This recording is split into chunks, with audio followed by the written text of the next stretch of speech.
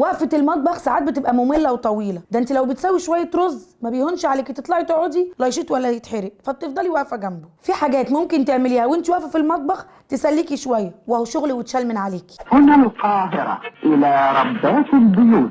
مش لازم دايما تنظيف المطبخ في يوم واحد، ما انت لو هتعملي اللي بقولك عليه ده هتلاقي نفسك اليوم ده مش موجود اصلا، لان ايدك في الحاجه اول باول، وهتلاقي نفسك انجزتي حاجات كتير مأجلاها دايما لاخر الاسبوع او ليوم التنظيف الكبير. لا انت مش هتحتاجيه اصلا، لان خلاص مطبخك بقى زي الفل. 10 دقايق خديهم كل يوم من وقت وقفتك في المطبخ. رتبي رف علب التوابل في يوم، رصي الصواني والحلل في يوم، امسحي قرف في التلاجة في يوم، لان تنظيفها هيعوز يوم كامل هنتكلم عليه بعدين. رتبي الاكياس والشنط اللي بتجيبي فيها طلبات البيت كل يوم. رتبي دولاب الخزين ونظميه ورصيه على الواقف كده، على برده ما تعملي له يوم تنزليه كله فيه مع التلاجة. نزلي الشفاط واغسليه. ولو كل يوم روقتي درج من ادراج المطبخ ياه ما اقولكيش. منظفاتك اللي تحت الحوض لو عملتيها في 10 دقايق في اي يوم هتلاقيه دايما رايق وزي الفل، وبكده هيفضل مطبخك بيبرق على طول. ويوم التنظيف الكبير مش هيبقى موجود اساسا لانك عامله كل حاجه، فهتلاقي نفسك بتعملي حاجات بسيطه جدا فيه.